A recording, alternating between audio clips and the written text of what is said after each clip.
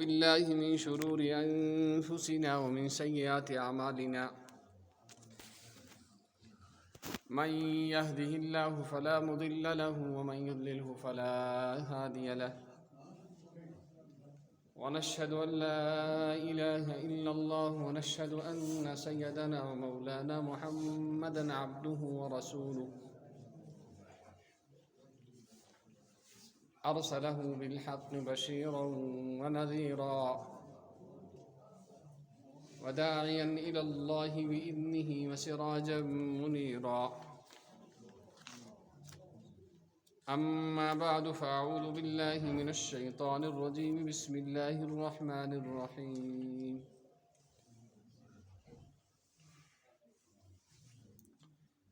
ليس البر أن تولوا وجوهكم قبل المشرق والمغرب، ولكن البر من آمن بالله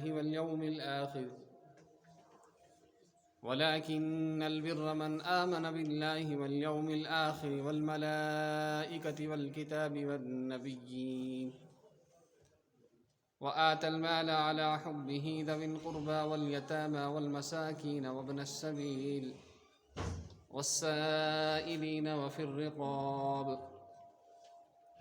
وأقام الصلاة وآتى الزكاة والموفون بعهدهم إذا عاهدوا، والصابرين في البأساء والضراء وحين البأس، أولئك الذين صدقوا وأولئك هم المتقون. وقال النبي صلى الله تعالى عليه وسلم: إنك لن تنفق نفقة تبتغي بها مرضات الله إلا أجرت عليها حتى اللقمة تضعها في امرأتك، أو كما قال صلى الله تعالى عليه وسلم: يا رب صل وسلم دائما أبدا على حبيبك خير الخلق كلهم. جزى الله عنا محمدا صلى الله عليه وسلم ما هو أهله. اللهم رب اشرح لي صدري ويسر لي أمري واحلل عقدة من لساني يفقه قولي. يا رب زدني علما، ربنا زدنا علما نافعا. سبحانك لا علم لنا إلا ما علمتنا إنك أنت العليم الحكيم.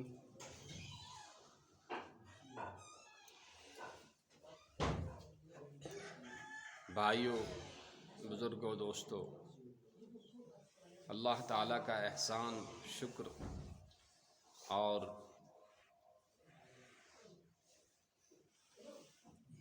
اس کی بے شمار مہربانیاں ہیں،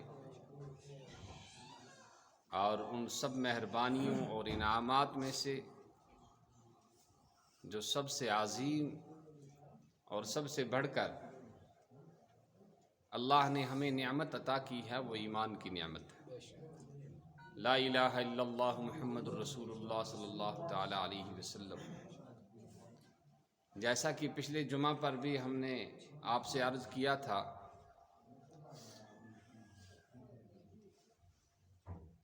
کہ اللہ نے ایمان کے صدقے میں یہ ساری چیزیں ہمیں عطا کی، کہ روزے میں کیسا سکون ہے، کیسا لطف ہے، اور کیسی کیفیت ہے، کیسی راحت ہے، یہ وہی آدمی محسوس کرے گا جو روزے دار ہو، اور جو روزے دار نہ ہو اس بیچارے کو کیا پتا کہ روزے کے اندر کیا لطف ہے، کہ روزے کے اندر کیسی چاشنی ہے، کہ یہ چاشنی، یہ لذت دنیا کے کسی کارخانے میں، دنیا کی کسی دکان میں اور دنیا کی کسی لیبارٹری میں اور دنیا کے کسی آدمی کے پاس نہیں مل سکتا۔ اس لیے کہ اللہ نے فرمایا: الا بذکر اللہ تطمئن القلوب، کہ آدمی کو اگر سکون ملتا ہے، دل کو اطمینان ملتا ہے، چین ملتا ہے، سکھ ملتا ہے، تو وہ اللہ کے ذکر سے ملتا ہے.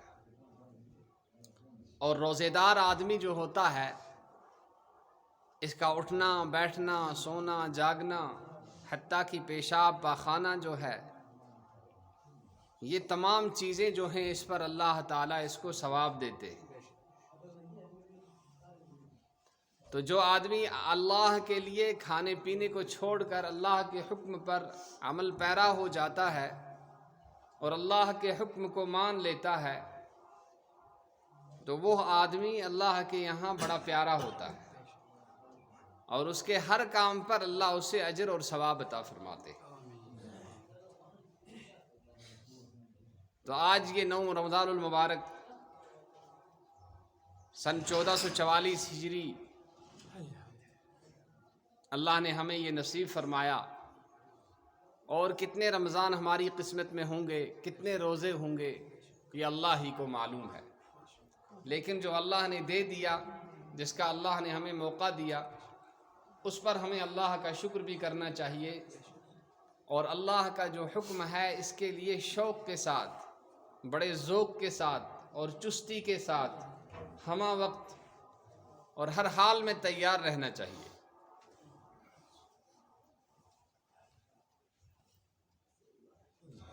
تو اسی میں اللہ تعالیٰ نے ہمیں جو نعمتیں عطا کی ہیں ان نعمتوں میں سے اللہ نے ہمیں مال عطا کیا ہے. یہ مال جو ہوتا ہے اس مال کے ساتھ آدمی کی زندگی کی ضروریات جو ہوتی ہیں، ضرورتیں جو ہوتی ہیں وہ وابستہ ہوتی ہیں. کہ آدمی دنیا میں اپنی ضرورتوں کو پورا کرے گا تو کیسے کرے گا؟ جب اس کے پاس مال ہوگا. اور اگر مال نہیں ہے تو آدمی کی حالت اور کنڈیشن بڑی خراب ہو جاتی ہے. اسی لیے اللہ کے رسول صلی اللہ تعالی علیہ وسلم نے اس آدمی کے ہاتھ کو چوم لیا تھا کہ جس کی مزدوری کرتے کرتے ہاتھ میں گٹے پڑ گئے تھے. کہ محنتی آدمی جو ہے، حلال رزق کمانے والا، یہ اللہ کو بڑا پیارا ہے. اسی لیے فرمایا کہ طلب و کسب الحلال فریضۃ بعد الفریضہ، کہ نماز کے بعد حلال رزق کی تلاش کرنا اور حلال رزق کمانا یہ بھی ایک فریضہ ہے. اپنا خرچہ ہے، بیوی بچوں کا خرچہ ہے، مسجد کا خرچہ ہے، امام صاحب کا خرچہ ہے، اور مدارس کی محتمیم حضرات اور سفراء حضرات آتے ہیں ان کا حق ہے.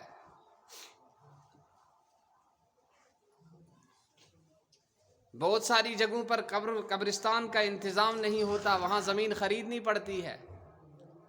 اور بہت ساری جگہوں پر قبرستانیں بنی ہوئی ہیں لیکن ان کی تعمیر نہیں ہو رہی ہے جیسے ہونی چاہیے.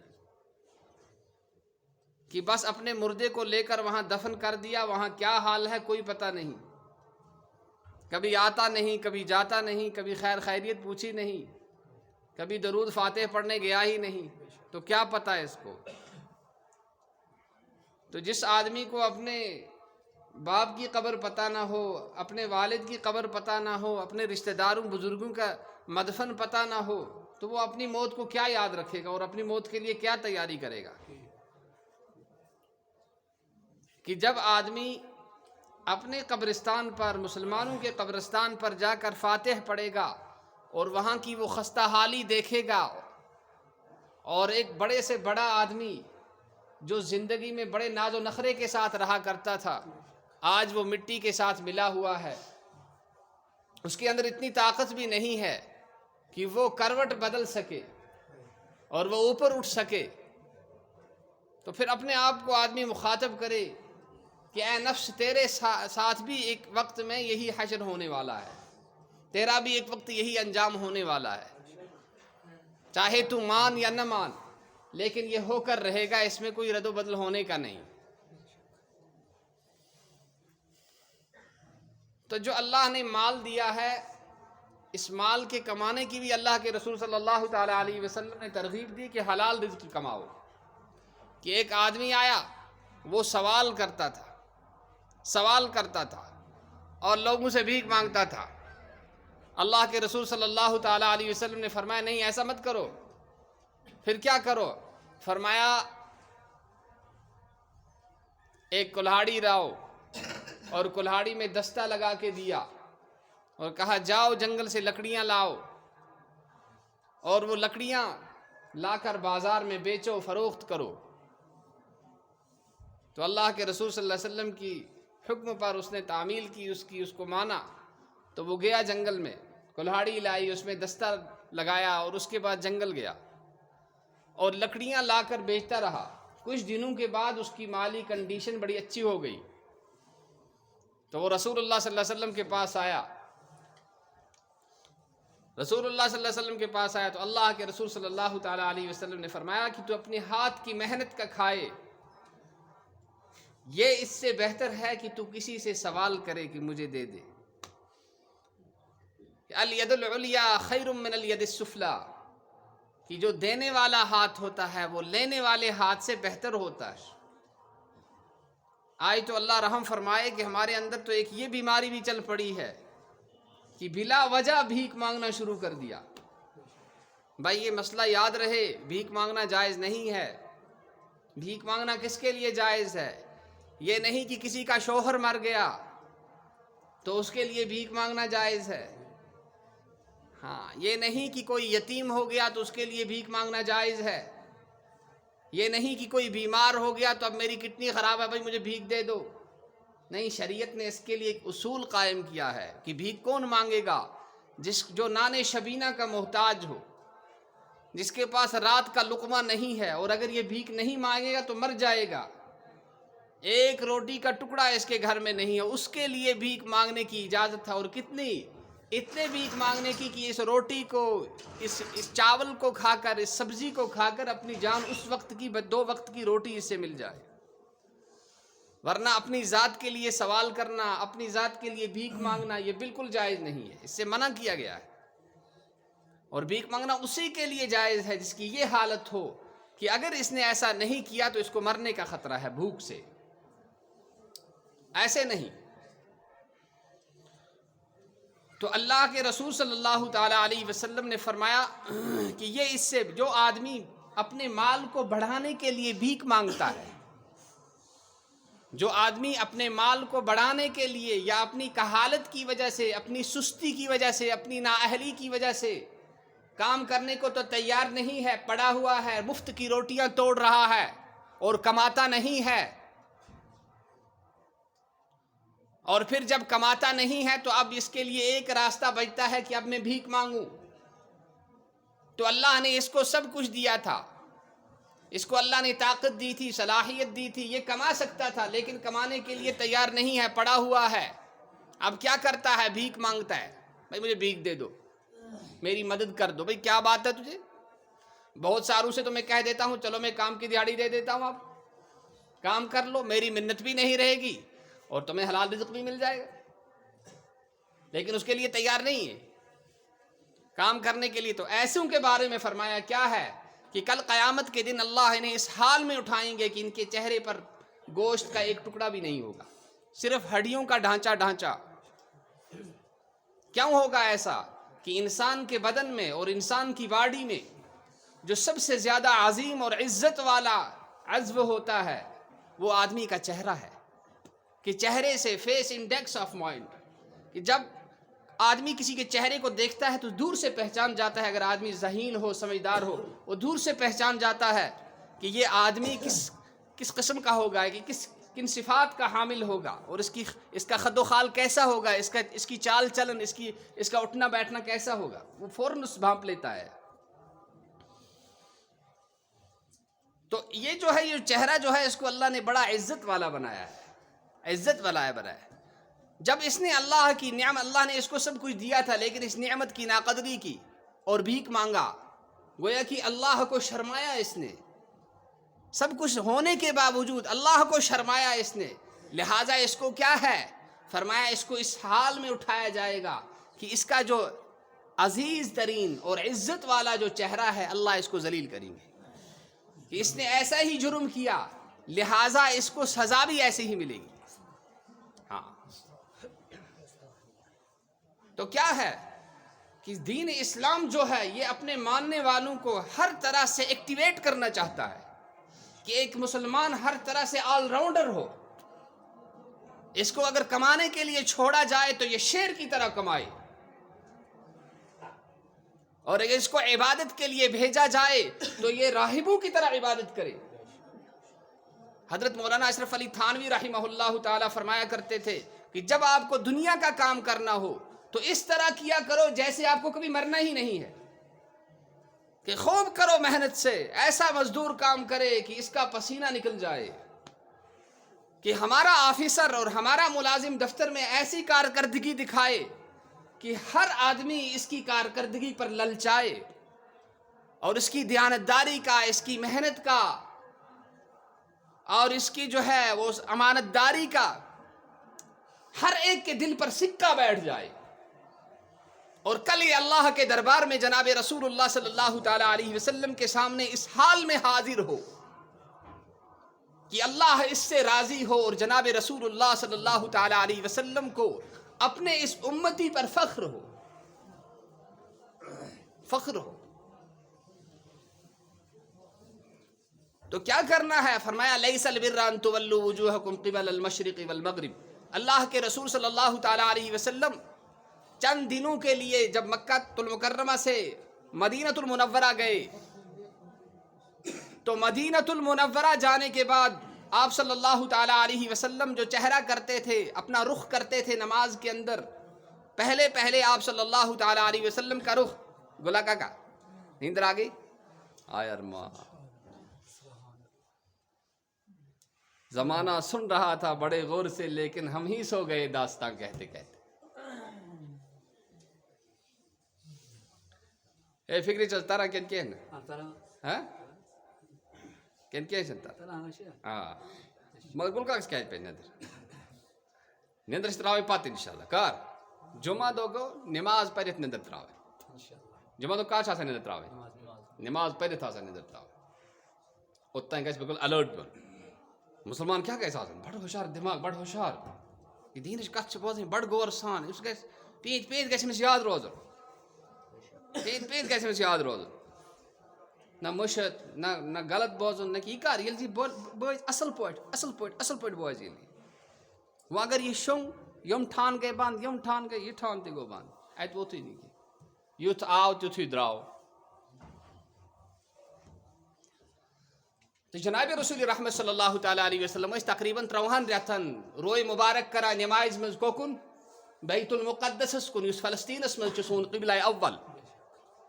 پتہٕ آو تمن اوس اندر آش ہے مےٚ گژھِ ہے قبلہ آسُن بیت اللہ, خانہ کعبے گژھِ آسُن, خانہ کعبہ گژھِ ہے آسُن تِکیٛازِ بہٕ چھُس أتی زامُت, اور میٲنۍ جدِ امجد حضرت ابراہیم علیٰ نبینا علیہ الصلوۃ والسلامو چھُ یہِ خانہ کعبہ تعمیٖر کوٚرمُت, لہذا مےٚ گژھِ ہے قبلہ تہِ یہے آسُن. مگر أنٛدری چھِ راے وتھان, اظہار چھنہٕ کران.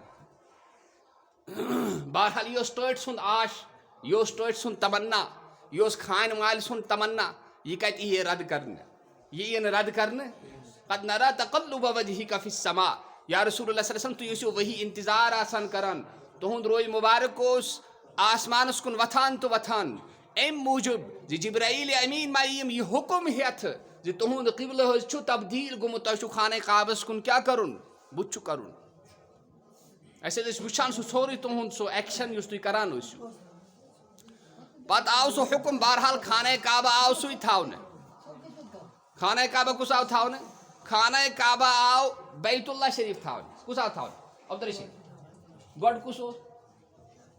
گۄڈٕ اوس مسجد اقصا, گۄڈٕ اوس مسجد اقصا. یاد گژھِ نہ آسُن, ہے پنٕنۍ ہسٹری گژھِ نہ یاد آسٕنۍ, تیٚلے ہٮ۪کو أسۍ پننِس نبیَس پننِس خۄدایس پچھٲیِتھ ییٚلہِ اَسہِ پنٕنِس ہسٹری آسہِ پاے. ییٚلہِ نہٕ پاے آسہِ أسۍ کیٛاہ پچھاوو.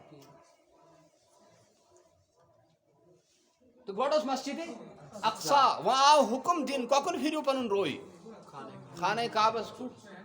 اتھ پٮ۪ٹھ تُلُکھ ہِمو اعتراض, یہوٗدو تہٕ نصارو, ہے یِم کیٛاہ اکہِ دۄہ آسان ہۄکُن یِہُنٛد قبلہٕ, بیٚکہِ دۄہ آسان بیٚکِس طرفس کُن.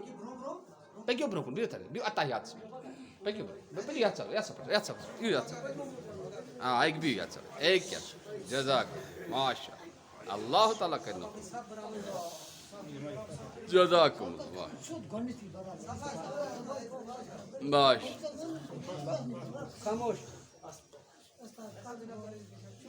تو گوڑ کس اوس خانہ کعبہ گوڑ اوس قبلہ بیت المقدس مسجد اقصا تہ تتھ ونان تتھ کیا ونان بیت المقدس تہ تتھ ناو تتھ چھ ناو مسجد اقصا تہ جناب رسول پاک صلی اللہ علیہ وسلم تمنا مے گژھِ قبلہ آسن کس یہ خانہ کعبہ پھر سو کر صبر تھوڑ کینٛہہ فرق گژھن پانچ کیا چھو رسول رحمت صلی اللہ تعالیٰ علیہ وسلم اوس کیا تمنا مے گژھِ قبلہ آسن کوکن خانہ کعبس خانہ کعبہ گژھِ مے قبلہ آسن آو حکم یل تہ چھو تمنا اس تہ کرو یی اہن حظ وہ ٲسۍزیو تُہۍ فولو وجوہکم قبل المش فولو وجوہکم عند المسجد الحرام وہ ٲسۍزیو تُہۍ پنُن روے مبارک کوکن کران ہمو تُلُکھ اعتراض تمن ٲس تمنس بدل بدلٕے پھٲسۍ تِکیازِ تمن اوس ژران جناب رسول پاک صلی اللہ علیہ وسلم کیازِ آیہِ بنو اسماعیل منٛز اوٚتانۍ اوس نبوت سٲنسٕے خاندانس منٛز آسان مگر وۄنۍ گٔے نبوت کوکن نبی پاک صلی اللہ علیہ وسلم خاندانس کُن یہ گژھِ نہٕ گژھُن تۄہہِ کیاہ چھُ اتھ سۭتۍ خۄدا یس دی تس کُس نی ذالک فضل اللہ یؤتیہ من یشاء یس خۄدا یژھِ تس دی یس نہٕ دی تس کُس دی لہذا اتھ گژھِ نہٕ اندر طریٖقہٕ کھسٕنۍ یس اوس تس کیا کرو بمیرا حسود کی رنجیش کہ جز بمر گزو رستگاری نیست کیا یہ حسد کرن وال چون چھُ مرنُے بہتر چون چھُ مرنُے بہتر کیازِ مرنہٕ بغٲر چھی نہٕ یہِ حسدٕچ بٮ۪مٲرۍ بلان اتھ چھِ دوا اکُے سُہ گوٚو موت آز چھِ بڑٕ خطرناک چیٖز پتہٕ آو فرماوٕنۍ لیس البر ان تولوا وجوہکم قبل المشرق والمغرب نیکی چھنہٕ یِژٕے ییٖژ کینٛہہ کہ تُہۍ کٔرِو کیٛاہ روے کٔرِو پنُن خانہ کعبس کُن یا کٔرِو بیت المقدس کُن مشرقس کُن کٔرِو یا مغربس کُن مگر اصلی نیکی کیا چھو ولکن البر من آمن باللہ اصلی چھُ نیکی یہ ایمان آنُن برذات حضرت اللہ کیٛاہ حظ کہ ایمان آنُن برذات حضرت اللہ من آمن باللہ والیوم الآخر بیٚیہِ ایمان آنُن اور یس تہٕ پس کرٕنۍ اتھ کتھِ پٮ۪ٹھ زِ قیامت چھِ اکھ دۄہ چھِ قیامتُک مقرر سُہ چھُ یِنہٕ واجہِ تتھ منٛز چھُنہٕ کانٛہہ شک شبہ کینٛہہ تہِ والملائکہ تہِ بیٚیہِ اتھ پٮ۪ٹھ پوٚخ پختہٕ یقیٖن